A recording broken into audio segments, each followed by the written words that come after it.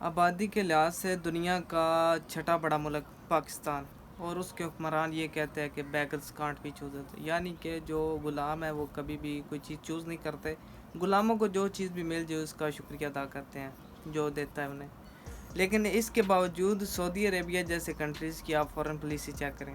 Russia اور Ukraine کی جنگ لگتی ہے، رشیا کے اوپر اتنی بڑی سینکشن لگتی ہیں، اس کے باوجود بھی رشیا کی اکانومی اتنی زیادہ ڈاؤن نہیں جاتی جتنی جانی چاہیے تھی، کیونکہ آپ کو پتہ ہے کہ امریکہ کی سینکشن جس ملک کے اوپر بھی لگتی ہیں اس کی اکانومی کافی زیادہ ڈاؤن چلی جاتی ہے، لیکن امریکہ کی سینکشن کے باوجود بھی رشیا کی اکانومی ڈاؤن نہیں گئی۔ اس کی ریزن کیا تھی؟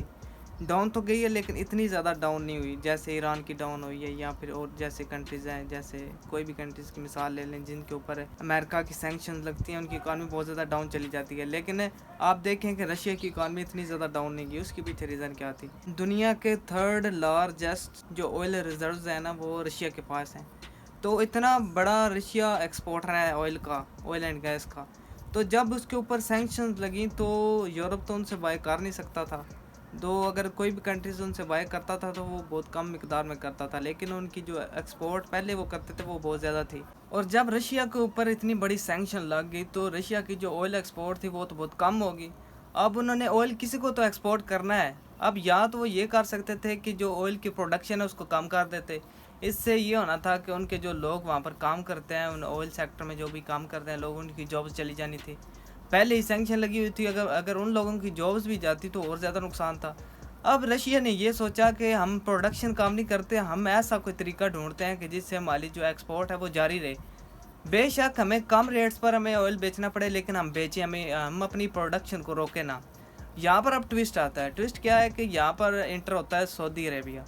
سعودی عربیہ سے ان کی ڈیل ہو جاتی ہے کہ سعودی عربیہ ان سے آئل بائی کرنے لگ جاتا ہے۔ سعودی عربیہ کو اب ان سے آئل بائی کرنے میں کیا جو فائدہ ہوتا ہے، کیونکہ سعودی عربیہ تو خود پروڈکشن کرتا ہے آئل کی،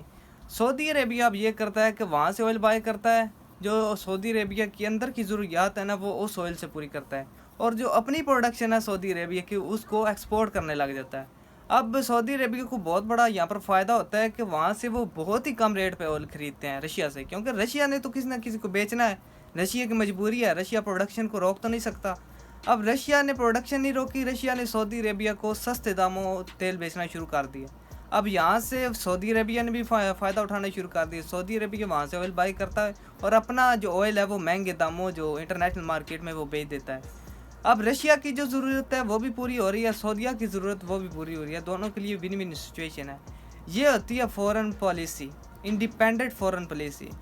جنگ کے موقع پر بھی جس ملک کے ساتھ فائدہ ہوتا ہے وہاں پر وہ فائدہ اٹھاتے ہیں، حالانکہ بیسیکلی اگر دیکھا جائے تو سعودی عربیہ امریکہ کے بہت قریب ہے، لیکن اس کے باوجود بھی انہوں نے رشیا کے ساتھ ڈیل کی اور رشیا سے اپنا پورا فائدہ اٹھایا، اور رشیا نے بھی اس چیز کا فائدہ اٹھایا، لیکن پاکستان کسی بھی ایسی سچویشن کا فائدہ نہیں اٹھاتا، کیونکہ ہماری جو فورن پالیسی ہے وہ بہت ہی زیادہ گندی ہے، اتنی زیادہ سٹرونگ نہیں ہے جیسے دوسرے ممالک کی سٹرونگ ہوتی ہے، اور اسی طرح دونوں ممالک اپنا فائدہ اٹھا رہے ہیں۔ کاش کہ پاکستان کی فورن پالیسی بھی انڈیپینڈنٹ ہوتی، پاکستان بھی ایسے فیصلے کر سکتا، اور پاکستان بھی رشیا سے چیپ آئل خرید کے اپنی ضروریات پوری کرتا، اور پاکستان میں بھی آئل کی پرائسز اتنی نیچے ہوتی۔